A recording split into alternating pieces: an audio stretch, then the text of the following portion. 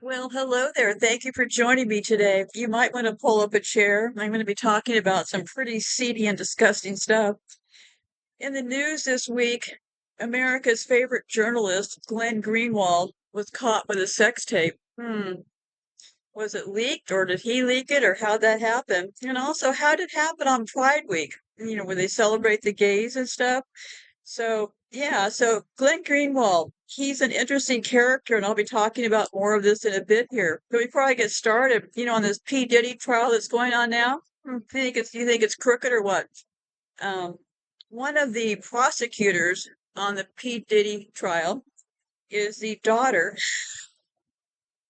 hold on is related to, or she is the daughter of James Comey, the former FBI chief who cooked up that whole Russiagate deal. Yeah, it's his daughter. She works for the federal prosecutors out of New York. And yeah, she's on the P. Diddy trial. The FBI's in there to make sure they got all those records secured, right?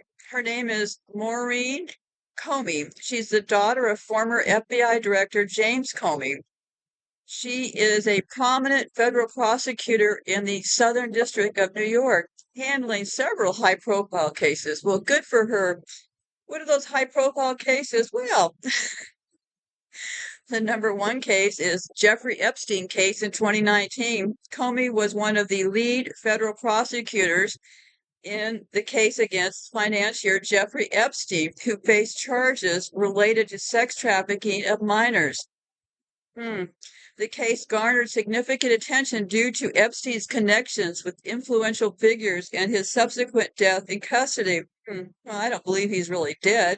It was convenient how the cameras weren't working at that particular point in time. I went through that whole case. I actually was looking at shots of his body being moved through that place and stuff. So I'm real confident that that man is not dead.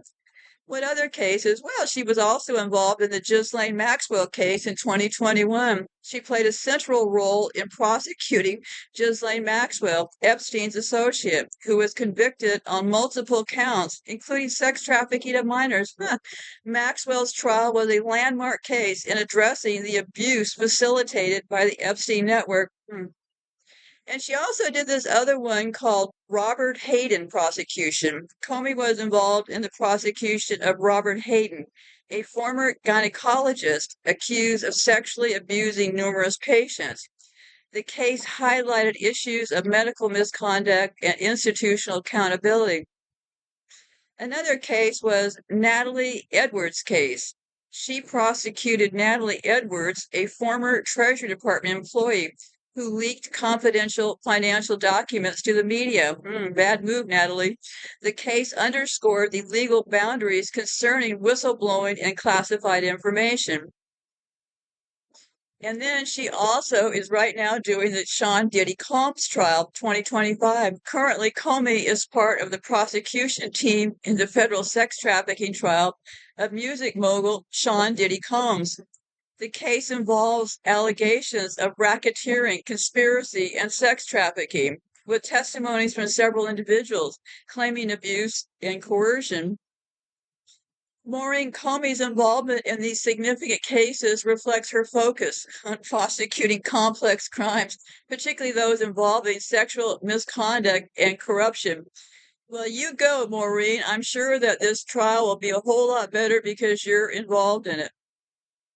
So Glenn Greenwald, just briefly, don't have time to get into it all, but curious that it happened on Pride Week, right? I would suspect that it was probably leaked on purpose. It just wasn't some, oh my God, it just fell out of the sky kind of a deal, because it was likely a humiliation thing. They do these humiliation things, and well, it's a pretty seedy lot of people we're dealing with here. He was evidently, and I didn't get a chance to watch the video because I was going to watch it, but the reason I didn't watch it, because I've looked at more disgusting things probably, unfortunately, but the reason I didn't watch it was because the site that they had it on, you had to you had to register and also show a picture of yourself. Too many details. I wasn't that interested, right? So anyway, evidently it's a video that was taken. No one seems to know how it got leaked. but I think it probably leaked on purpose. But anyways, some other man, he's a gay man, some other man evidently whipping him around with whips and stuff. And people claim that there was a meth pipe or something in the room. But yeah, it looked like I saw a couple screenshots. It looked like it was pretty disgusting. And then people are rallying around Glenn. Yeah, Glenn, you're our favorite journalist. We'll stand by you. That's your private life. They had no right leaking that stuff, Glenn. We still love you, Glenn. Gotcha. Well, let me just tell you briefly about Glenn Greenwald. He's definitely one of them, right? He started the publication The Intercept. I think that publication online is really to trap people because they make it look like they're reporting on government things, not that they are the government, right? So it's probably a honey trap to get people to go and report things that they know. But anyway, so how The Intercept come about? Well, it was funded by a billionaire from eBay. And that started The Intercept, and Glenn Greenwald was there. And Glenn Greenwald also was the one who brought us the Snowden deal. See where this started to go? Well, Snowden is completely, I think Snowden is being played by those creeps out of Belgium. Good morning, Belgium. Snowden is one of the royals that's playing that role, but Snowden is not an honest player in all this. So Snowden was introduced to us by Glenn Greenwald. Glenn Greenwald. You see how this started to work? So anyway, so after a while, Glenn Greenwald left The Intercept because of his journalistic integrity. The truth was being silenced. So even though he founded the place, he just had to continue on with his life. So now Glenn Greenwald, they consider him more on the right, I'm guessing, because on Twitter today, I haven't looked on Twitter in ages, but I did look for this one. And on Twitter today, the right, the Trump side of people, they seem to have welcomed Glenn with open arms, but now they're having second thoughts. And Glenn is also big over on Rumble, which is a Peter Thiel funded site. Rumble is as dirty as they get in all this, but people seem to like ignorance, right? People think, oh, Rumble's where you go for free speech. Well, hopefully I'll get back to talk about Peter Thiel and this whole thing with Palantir. Everybody's running around, oh, Palantir, they're getting all of our information. Well, Palantir was a CIA-funded company, so hopefully I'll get back to that. But my point for today is this, and I do have a point. I was updating my webpage on the Jesuits, okay? And for some reason, I had kind of a disconnect in my mind, maybe because of all this lurid details and stuff, because I knew that the Opus Dei people, I read that big book about Opus Dei recently, and they're big into this whipping themselves, and I'll give you all the terms in a minute. But the founder of Opus Dei used to go and whip himself so hard with a whip that they described it as blood splattering all over the place. So, and yeah, that's about as graphic as I'm going to get, but we do have to talk about these things. So anyway, so the founder of Opus Dei, I knew the guy liked to whip himself, blood spewed everywhere, right? So for some reason, there was kind of a disconnect in my brain because when I was looking to update my website about the Jesuits, the page I have there, the Jesuits also whipped themselves. And I don't know why, but I don't know why it didn't connect in my brain because after all, they're both Catholics, right? So the whipping stuff comes from Catholics, and I believe it comes from the whole Jesus thing, but I'll have more about that down here in a bit. But yeah, the whipping themselves. So if you're on board with this idea of Jesus, you might want to really listen up because I am very suspicious of this Jesus thing. Of all the lies that they're telling, what makes you think that Jesus is the one thing that's true, right? So first, let's get our feet wet here and let's talk about some of these descriptions because I'll be talking about the things that they do besides the whipping. And well, it's pretty interesting because it really describes psychologically who are these people because they seem to all engage in this kind of behavior.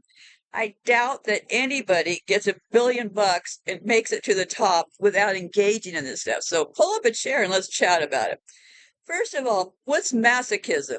Is a sexual perversion that involves seeking pleasure in psychological and moral sufferings inflicted by a partner. However, accepted sufferings from a partner or community is not limited to sexuality.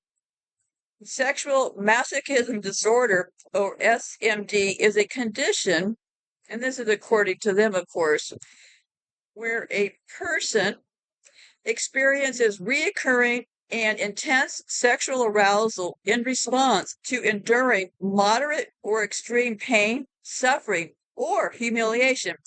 Now, I believe these people are put through humiliation deals. Like they make a lot of black men walk around wearing dresses and stuff in different times. Like most famous black men have showed up wearing a dress at one point. I think that is part of their humiliation things.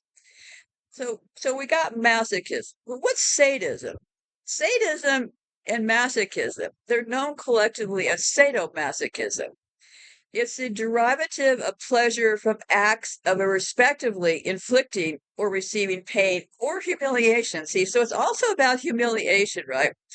So the term is named after the Marquis de Sade, a French author known for his violent and libertine works and lifestyle. And another person I've never talked about, Leopold van Sacher-Masoch, an Austrian author who described masochistic tendencies in his work.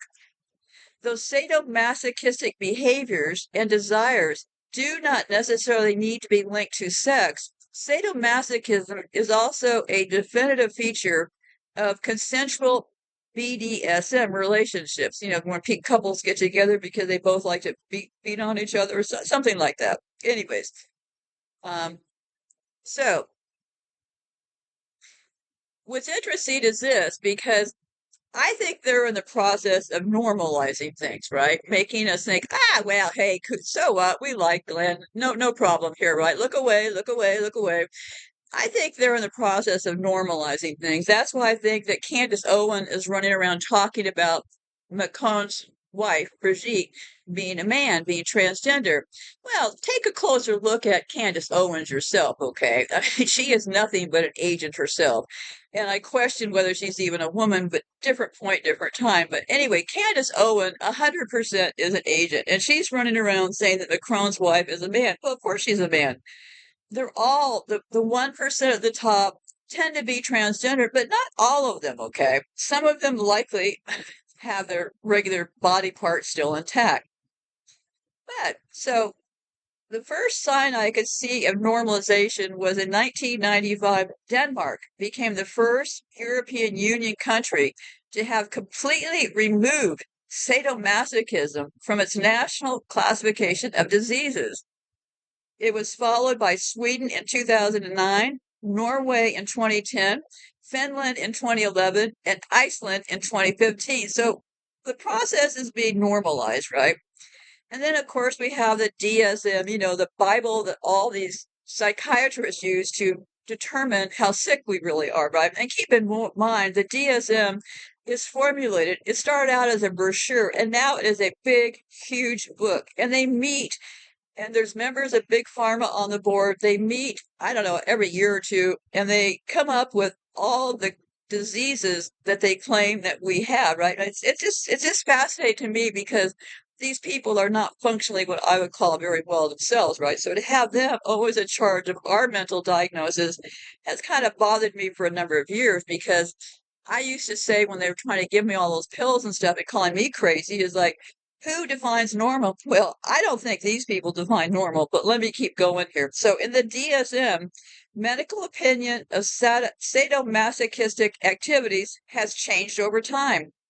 The classification of sadism and masochism in the Diagnostic and Statistic Manual of Mental Disorders, or the DSM, has always been separate.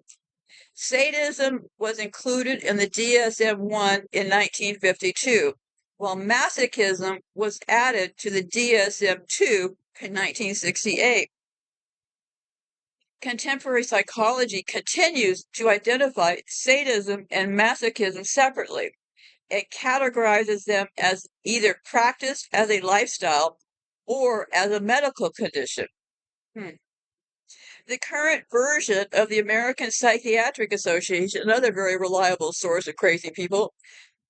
So the APA manual, they say in DSM-5, let me see, that says that excludes consensual BDSM from diagnosis as a disorder when the sexual interest caused no harm or distress. So I guess it's okay if you're not freaking out about it. Well, who determines that? Well, the psychiatrist, right?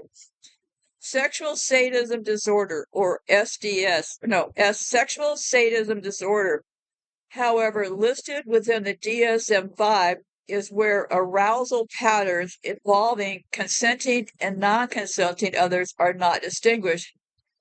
Don't have a clue about that. But then we have this ICD. On June the 18th, 2018, not that long ago, the Who You Gonna Call World Health Organization published this thing, the ICD-11, in which sadomasochism, together with fetishism and fetishism transvesticism, which is cross-dressing for sexual pleasure, were removed as psychiatric diagnosis. So I guess, hey, everything's okay.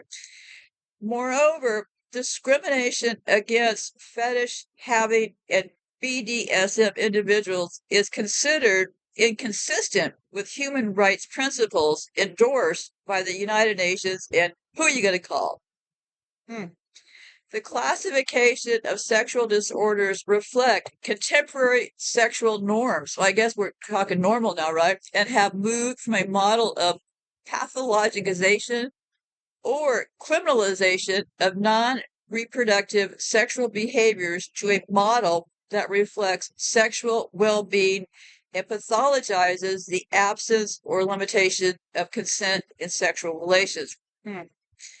The ICD-11 classification, contrary to the ICD-10 and DSM-5, clearly distinguishes consensual sadomasochistic behaviors, or BDSM, that do not involve inherent harm to self or others from harmful violence or non-consenting persons. In this regard, ICD-11 goes further than the changes made for DSM-5 in the removal of disorders diagnosed based on consenting behaviors that are not in and of themselves associated with distress or functional impairment. So if both sides agree, hey, this stuff is just normal, right? In Europe, an organization called Revive F65 worked to remove sadomasochism from the ICD. On commission from the WHO, ICD-11 Working Group on Sexual Disorders and Sexual Health revised F65 in 2009 and 2011, delivered reports documenting that sadomasochism, pay attention to this, they documented that sadomasochism and sexual violence are two different phenomena. The report concluded that the sadomasochistic diagnosis was outdated, non-scientific, and get this, stigmatizing. Don't want to have anybody have any bad ideas about these people now, do we? The ICD-11 classification considers sadomasochism as a variant in sexual arousal and private behavior without appreciable public health impact and to which treatment is neither indicated nor sought. Further, the ICD-11 guidelines respect the rights of individuals whose atypical sexual behavior is consensual and not harmful. Their working group admitted that psychiatric diagnoses have been used to harass, silence, or imprison sadomasochists. See, now the sadomasochists are the victims here, right? Labeling as such may create harm, convey social judgment, and exasperate existing stigma and violence to individuals so labeled.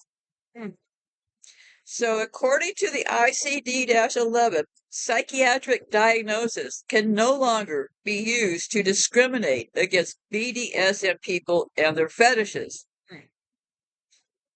Is society going forward or backwards? That's my question. Okay, let me keep reading. Based on advances in research and clinical practice and major shifts in social attitudes and in relevant policies, laws, and human rights standards, the Who You Gonna Call on June the 18th removed it from the thing. So when they removed it, they went ahead and they reclassified it. So Yeah, I think that's about so. They said they removed the following as psychiatric disorders. So fetishism is no longer a problem. Transvestic fetishism, no longer a problem. Sadomasochism, no longer a problem. Why were they removed? So who are you going to call stated the decision was based on advances in clinical research. These behaviors, when consensual and not causing distress or harm, do not qualify as mental and do not qualify as mental disorders. Human rights standards labeling consensual sexual behavior as pathological can lead to discrimination, stigma, and abuse. Well, frankly, if these people wouldn't release videos of themselves, we wouldn't be having this conversation now, would we? So, social and legal evolution. Yes, of course, let's talk about that. Many countries have decriminalized or destigmatized such expressions of sexuality. So, what remains diagnosable? Only non-consensual or harmful variations, such as when a person cannot control harmful impulses, well, or engages others without consent, may fall under new diagnostic criteria like paraphilic disorders, focusing on risk and impact, not simply preference. These behaviors were historically labeled deviant due to moral, religious, and legal norms, not scientific evidence. Earlier editions of the DSM also pathologized them, but the American Psychiatric Association removed similar classifications from DSM-5, aligning with the who are you going to call. So the American Psychiatric Association, or the APA, is all on board with this.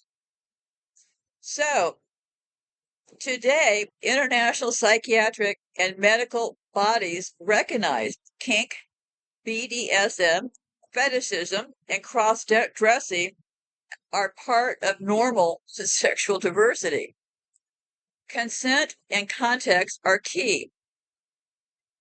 So let's talk where we got this word from. The Leopold von Sacher-Masochist was an Australian writer, and this is what is very interesting. Why, until the 1800s, was this never discussed? Well, maybe because the Earth didn't exist before then, right? This is a big game board. At what point did we all come down here to start playing the game, right? I can guarantee you all roads continue to lead back to the 1800s, but let's talk about Leopold here. Same name as the people over in Belgium. Didn't miss my thing. Leopold, the guy who was cutting people's hands off in the Congo and stuff. So that'll be an easy name to remember. Just associate it with Belgium. Good morning, Belgium. Leopold was an Austrian writer, born 1836, died 1895, known for the novella Venus in Furs, which explored themes of erotic submission and dominance. His name was used by Richard von Krafft-Ebing in coining the term masochism in 1886. So we didn't even have words for it until masochism. So this, then we also have the Marquis de Sade. See, part of the name of sadomasochism came from good old Leopold, and the other came from the Marquis de Sade.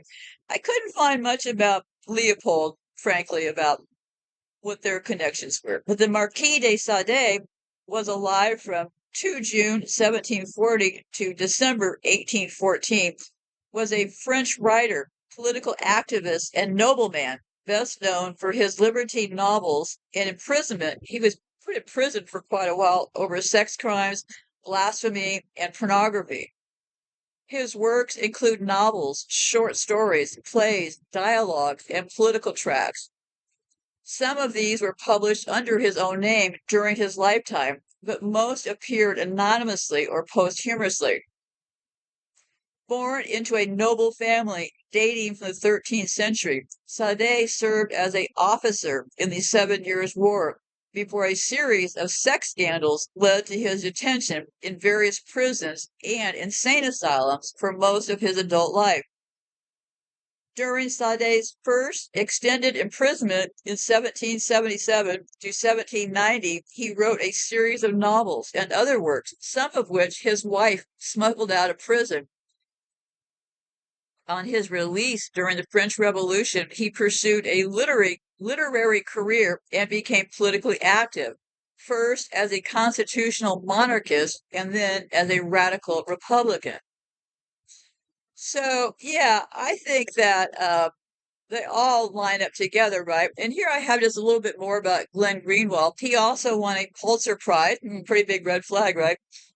Best known for exposing the U.S. government's mass surveillance practices, is once again making headlines, this time over a deeply personal matter.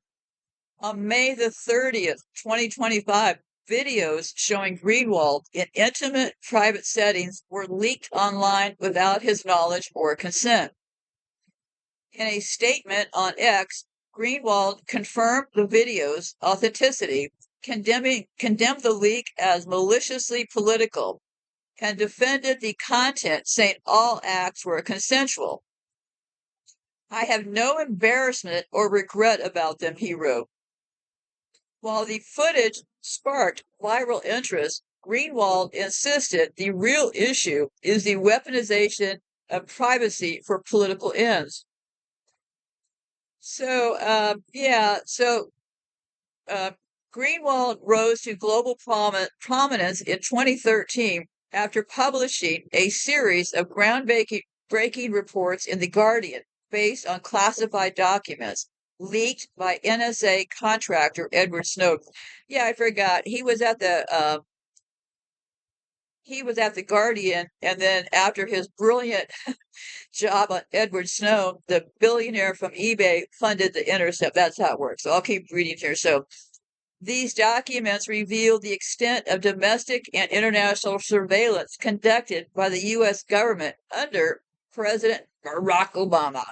Snowden, who initially contacted Greenwald anonymously in late 2012, passed along a trove of classified documents that showed the U.S. government was collecting vast amounts of metadata and personal communication records, including from American citizens, often without warrants. Greenwald's report was published in The Guardian, beginning with a bombshell revelation on June the 5th, 2013, detailing how Verizon was ordered to provide the NSA with phone records for millions of Americans. These revelations triggered a worldwide debate over privacy, civil liberties, and the role of intelligence agencies in democratic societies. Greenwald, along with his collaborators, faced both praise and intense scrutiny for the disclosures. In 2012, The Guardian and The Washington Post jointly received the Pulitzer Prize for Public Service for their work on the NSA surveillance story. Greenwald's involvement also led to his appearance in the Oscar-winning documentary Citizen4 by Laura Poitras, and he was portrayed by actor Zachary Quinto in Oliver Stone's 2016 film Snowden. Before the Snowden story capitulated him to global prominence, Greenwald had already established himself as a powerful voice in independent journalism. See, what's happening is everybody is an independent journalism, right? You got to come support my independent journalism because I do not work for CNN. I do not work for I work for you. So join my Patreon group, and while you're at it, send me a bunch of cash. And by the way, if you can, make sure you like this video. Make sure you send this video to everybody you have ever met. And by the way, please remember, my name is Glenn Greenwald. So yeah, so that's where he got started, okay? And then he joined Salon as a contributing editor, blah, blah, blah. They say he continued to tackle controversial subjects. Well, of course, the 2001 anthrax reports. These people are in there to spin it and to keep it going, right? But he founded The Intercept in 2014, and that's kind of a bust ever since then, right? So he lives in Brazil. His husband died. He married to another man in the last couple of years. Always suspicious when a young person like him dies, but okay. The couple adopted 2 boys in 2018, and his partner died in 2023. So, the recent leak of his private videos, Greenwald stated, represents a criminal invasion of privacy aimed at discrediting him for political reasons. Obviously, it can be uncomfortable and unpleasant when your private behavior is made public against your will, he wrote on X. Yeah, I bet it is. But the only wrongdoing here is the criminal and malicious publication of the videos. Well, I guess we want to avoid the subject. He adopted 2 young boys who were likely in the house at the same time that these creeps were over there filming this stuff. And really, who films himself? But I'm getting off track here. So, despite the intrusion, Greenwald remains defiant and unapologetic, a stance consistent with the fearless, often controversial career he has built over the past 2 decades. Well, let's talk about the rest of the crowd and their psychological issues. Let's talk about the Cilice. It's Cilice. And the discipline. This is one of the things that they beat themselves with, okay? They have whips and they have Cilice. The whips, obviously, you got it. And the whips usually have things attached to them. If you go to my website, I have photos and everything for you to take a look at under today's show notes. But anyway, so here's what they use, and here's the words we need to know. I mean, I don't know about you, but I had no clue what any of this stuff was. It's called corporal mortification practices. And I'll just read this, and then I'll get into the mortification stuff in a second here. I mean, I'd be mortified if I was behaving in this stuff, but it's funny the name is mortification, right? Okay, Opus Dei's use of corporal mortification practices, that's what this is called, such as the Cilice and the discipline, is rooted in long-standing Catholic tradition rather than being directly inherited from the Jesuits. See, that's where I was confused for a bit. I was like, whoa, wait a minute. Okay, so what is this Cilice? It's Cilice. It's a really well. Here's what they said when I was reading that Opus Dei book. They said that one of their places had a swimming pool. The Opus Dei people live in these places that they're called numeraries, and that's as far as I can go today. But anyway, so the Opus Dei people, they're so intent, they go and live in these numeraries. And so a group of men will live in one big place, okay? They don't wear monk's robe, but they live in these places together a lot of time. So while they're in these buildings or wherever they all hang out, they don't. Opus Dei people live pretty frugal looking lives. So what they said, which really caught me by surprise, they were saying, oh, it's good that this place has a swimming pool because of people being embarrassed about the bleeding around their legs. And I'm like, whoa, what do you mean bleeding around your legs? Well, they wear this thing called a Cilice. It's a small metal chain with an inward pointing spikes worn around the upper thigh. It causes discomfort, but typically does not lead to bleeding. I disagree because in this Opus Dei book, people are bleeding all over the place wearing these things. I think they kind of get off on that. So historically, Cilices were made from coarse cloth or animal hair and were used as a form of penance in various Christian traditions. Notable figures such as St. Francis of Assisi, St. Ignacio of Loyola, founder of the Jesuits, and St. Thomas More practiced similar forms of mortification. And that's where my lights went off. I thought, oh, wait a minute, this just isn't Opus Dei, it's the Jesuits, right? Okay, so the discipline. Discipline refers to a small whip or scourge used for self-flagellation, symbolizing participation in the suffering of Christ. See, they're bringing this Jesus Christ in a thing, and I don't know anything these people mention and seem to want to be part of. I gotta say, I'm very suspicious, okay? I was suspicious of Jesus before this. I'm even more suspicious of Jesus today, so symbolizing participation in the sufferings of Christ. The practice was common among various religious orders and saints, including those in the Jesuit tradition. So Opus Dei's adoption of these practices, founded in 1928 by he became a saint, by the way. They really moved mountains, and this founder of the Opus Dei, Echeverria, he became a saint. I can't remember what pope made him a saint, but it was rushed through. But anyway, so founded by 1928 by Saint Jose Maria Echeverria, Opus Dei incorporated these traditional practices to encourage personal holiness and self-discipline among its members. While the Jesuits and other orders practiced similar forms of mortification, Opus Dei's use is part of a broader Catholic heritage rather than a direct adoption from the Jesuits. So, yeah, I had to clarify this because I was really, really confused. I was thinking, oh boy, they're both doing it, right? Echeverria emphasized that such practices were voluntary and aimed at spiritual growth. While both Opus Dei and the Jesuits have engaged in corporal mortification practices, these traditions stem from a shared Catholic history of penance and self-discipline. Opus Dei's practices are not directly inherited from the Jesuits, but are part of a wider spiritual framework embraced by various religious figures and orders throughout the centuries.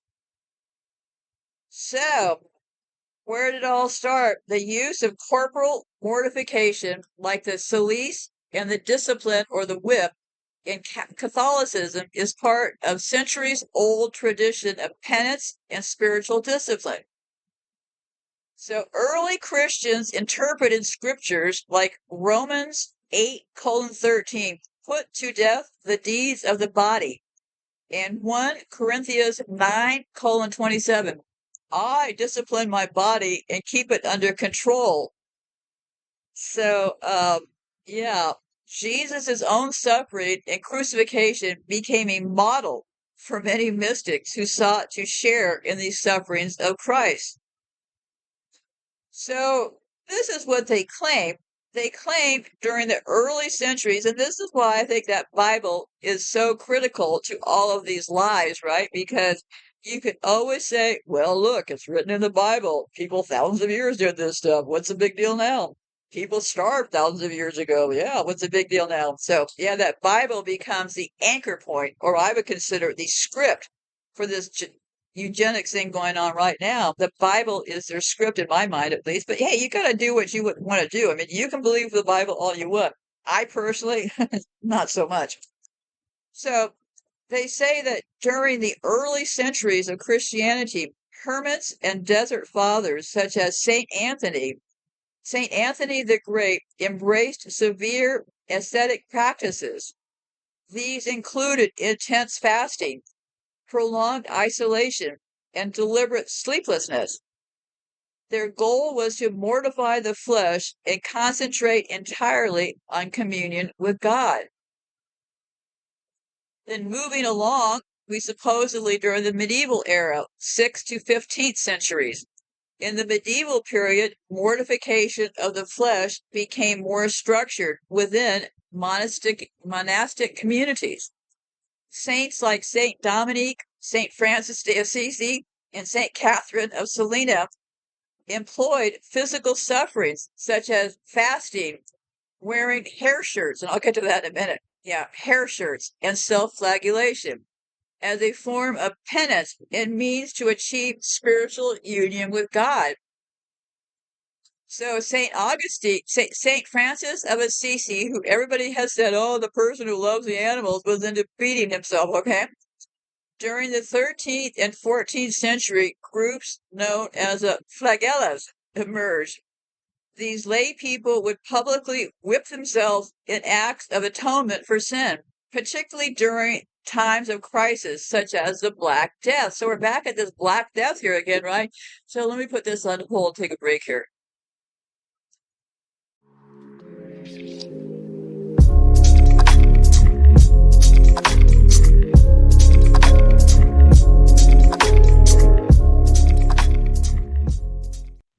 Okay, I'm back. I will continue on with these dates here. So now we're moving up to the 16th century, and we have Ignacio of Loyola and the Jesuits. Saint Ignatius of Loyola, founder of the Jesuit order, also practiced physical mortification, including self-flagellation. In his spiritual exercises, he emphasized bodily discipline as a way to cultivate humility and obedience. However, the Jesuits eventually placed greater emphasis on intellectual and spiritual discipline rather than extreme physical practices. Well, or so they say, right? Let's move up to the 20th century. Opus Dei and modern usage in the 20th century. In the 20th century, Saint Jose Maria Echeverria, founder of Opus Dei in 1928. And remember, Opus Dei started right at the time that they got up with the Vatican and they got that Bank of International Settlement. So, any connection? Who knows, right? So, 1928, Jose Maria founded Opus Dei and revived certain practices of mortification among lay people. So, everybody's going to join in. These included the use of the cilice, a small spiked chain worn around the thigh for 1 or 2 hours a day, and the discipline, a small whip. So that they call the whips discipline, which is, I was looking for pictures of whips, but I'm looking in the wrong direction. So they wear this small spiked chain called the cilice around their thigh for 1 or 2 hours a day, and the discipline, which is the small whip used once a week. Echeverria insisted that such acts were private, voluntary, and not meant for everyone. Their purpose was to cultivate humility and a deeper solidarity with the suffering of Christ. Well, they're really on board with their brotherhood with Jesus, aren't they? They say that, well, they claim that if it's still practiced today, but only by some. A limited number of Opus Dei members, particularly celibate numeraries, that's what they call them, numeraries, and supernumeraries, still practice physical mortification. So these practices are not expected of the broader Catholic faithful. Most contemporary Catholic clergy discourage extreme forms of mortification. Why? Because they're too busy raping children? Really, you got to ask these questions, right? So, what's their position now? The church permits mild mortification, such as fasting or wearing a hair shirt, as long as it is safe, supervised, and done in humility, not pride or self harm. Boy, I don't know how you separate these things out, but so they say that deliberate harm or obsessive mortification is condemned. Well, I think it sounds obsessive to me when you put yourself in a room and whip yourself once a week. So, well, whatever, right? Pope Francis and recent popes emphasize inner conversion, mercy, and social justice over physical penance. Well, we all know what Pope Francis was really up to, right? So, they say that the origin of all this, here we go again, that Bible, right? The origin, early Christian asceticism rooted in scripture. In the medieval practices, monks, saints, and lay movements used mortification. The Jesuits practiced some mortification, emphasized discipline. Opus Dei, they revived physical mortification in modern times. Today, they say it's still used in limited context. Well, I mean, who would want to admit this, right? Yeah, I go in a room once a week and beat myself. Yeah, don't mind the blood on the walls in here. Jeez. So anyway, so I also looked at mortification across other religions, and I don't know. They say that Christianity, Catholicism, Orthodox, and some Protestants, the fasting part I can get along with, right? They practice fasting, celibacy, hair shirts, cilice, self-flagellation, and barefoot pilgrimages. So, anyways, I think that probably still into it, right? Hinduism, they're into the fasting and walking over hot coals. Buddhism, early monks embraced severe fasting and self-denial. but the Buddha later rejected such extremes in favor of the middle way.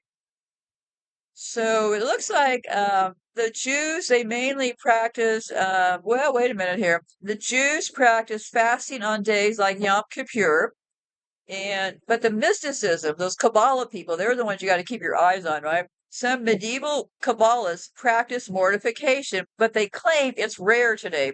Well, we'll see, right?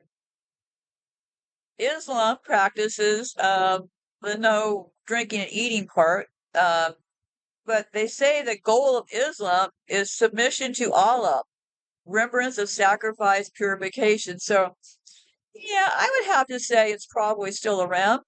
So let's talk about this hair shirt. You heard me right, hair, H-A-I-R shirt. Well, I guess the original form was his hair shirt. And it says a hair shirt or cilice in its earlier form is a garment made from coarse animal hair like a goat or horsehair. Worn directly against the skin, it causes constant discomfort without causing injury. The purpose of a hair shirt is to discipline the body, the mortification part, to foster humility and penitence, to imitate the sufferings of Christ, to detach from bodily comfort and enhance spiritual focus. So supposedly it was from early Christianity, inspired by John the Baptist's rough clothing. Early hermits and monks used hair shirts to practice penance and austerity.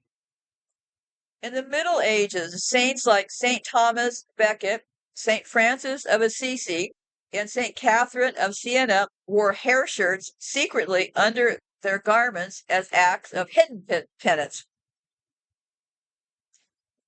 Monastic orders like the Benedictines and Franciscans wore hair shirts in related practices. The Jesuits actually adopted variations, the cilices and the whips, with a more spiritual focus. So, yeah, so we've got, what do we have here? We have the hair shirt, which is a coarse garment, camel or goat hair. We have the cilice, which is a chain with inward-facing spikes. Sounds comfy, doesn't it? And the discipline, and that is really what they call a whip, a cord or small whip, used for symbolic or real self-flagellation. And then they have one other gem here. It's called the hair belt. It's a band of animal hair around the waist. It's a localized form of the hair shirt. Some traditions, like Catholics and Opus Dei members, continue to use hair shirts or cilices, especially during Lent or special devotions.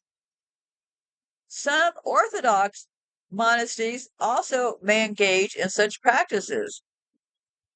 So they say it's no longer mainstream. Well, I don't know. Most of the Catholic Church discourages physical mortification. Spiritual guidance today emphasizes prayer, fasting, charity, emotional self-discipline. So the spiritual purpose is to cultivate humility and love for God, to symbolize share in Christ's passion, to discipline the body for spiritual growth. What are the risks of misuse? Well, it may lead to spiritual pride, can become harmful if not properly guided.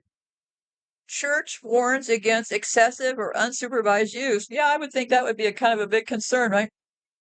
So they say that hair shirts, which the purpose of a hair shirt with penance and humility is rare today. Well, they're still doing it, right? The cilice is mortification of the flesh, and that is still being done by some in Opus Dei. And they say the whip, or they call the discipline, is symbolic sufferings or penance, and that is classified as rare, or we rarely talk about it, right? But we still do it. So, yeah, I think that they're all into whipping themselves. St. Ignatius of Loyola, the founder of the Society of Jesus, or the Jesuits, there again, that Jesus name here, right? Practiced and promoted self-flagellation as a form of spiritual discipline and penance. especially during his early years of conversion. So, scourges or whips, often made of knotted cords, leather straps, or small chains. So you can also whip yourself with a chain, a small chain. That's good to know. Some penitents use disciplines, a specific type of whip for spiritual mortification. All kinds of whips to talk about, right? In extreme cases, some used whips with small metal or bone tips. Yow! Though this was more common in certain medieval practices than in the Jesuit usage. Can you imagine that? They used whips with small metal or bone tips and hit themselves with it. Saint Ignacio of Loyola practiced self-flagellation frequently in his early years of spiritual conversion, especially during his retreat at Maressa from 1522 to 1523. For him, suffering was a way to imitate Christ and purify the soul. Although this practice was never formally required by the Jesuit order after its foundation in 1540, it was present among early members. In the 16th century, early Jesuits often practiced self-flagellation privately, especially on Fridays. So here we're talking Fridays. We got a specific day for this, right? So in the 16th century, early Jesuits, they practiced it privately, typically on Fridays, to commemorate Christ's Passion or during the season of Lent. Figures like Francis Xavier also engaged in severe penances, though they typically did so quietly and privately. Must not have been so private if they all know about it, right? Over time, the frequency of this practice diminished as the Jesuit order matured and began to emphasize intellectual rigor, missionary work, and spiritual exercises over physical mortification. Flagellation remains a voluntary act. So this is good to know. If you're planning on joining the Jesuits, they can't force you to do this, but as the Jesuits increasingly prioritized education, global missions, and discernment, they encouraged moderation and discretion in the practice of mortification. So, what is this in context in Jesuit spirituality? Glad you asked. The spiritual exercises of Ignatius included meditations on sin, suffering, and the passion of Christ, but they do not require or mandate physical mortification. Jesuit spirituality has always placed a strong emphasis on internal discipline, especially the alignment of one's will with God over external penance. As the order expanded its influence in education, diplomacy, and missions, its leadership discouraged excessive self-punishment. Interior transformation became the primary goal, and discretion in external practices was emphasized. In other words, just keep it quiet, right? So, let me go over these things again. The discipline, which I found, and I was so confused over those whips until I figured out it was called the discipline. Also known as the flagrum, Flagrum, was a short whip with multiple cords or thongs. It was often made from leather, rope, or knotted cords. Some versions included knots, small metal beads, or sharp tips to increase the pain of each strike. And I can just feel that kind of my back. I can feel it. Ugh. Simple cords or ropes were often used, sometimes tied in knots to create impact. In certain cases, they were soaked in salt water before use to intensify the sting and slow healing. Phew. Although rare, some penitents used light metal chains instead of rope. These chains could leave bruises or cuts and were typically used by those engaging in more extreme acts of penance. Hair shirts, though not used for flagellation, were another related form of mortification, made from rough animal hair or coarse fabrics like goat hair. They were worn under clothing to create constant irritation, symbolizing humility and penance. Self-flagellation was not officially required within the Society of Jesus, but some members did voluntarily practice it. Typically, it was performed privately. So, yeah, I think they say that for Jesuits and other Catholics, self-flagellation was seen as a way to imitate Christ's sufferings. It was also a method of disciplining the body, purging sin, resisting temptation, and expressing deep humility. The word mortification comes from the Latin mortificare, meaning to put to death. In spiritual Christianity, particularly within Catholic traditions like the Jesuits, it refers to subduing or disciplining the body, the will, or sinful inclinations in pursuit of holiness. So, physical mortification includes bodily acts that cause discomfort and pain as a way of disciplining the selves. So, yeah, I think it's pretty, well, it seems to me, and I don't mean to try to tell you what to think, but it appears to me that this is really something else. I am not sure that, well, I'm real sure that I would not join a group if I found out that this was what they were all up to. So, because they say that both the Cilice and the discipline or the whip are rooted in long-standing tradition within the Catholic Church, especially among saints who use physical mortification to deepen their spiritual lives. So, yeah.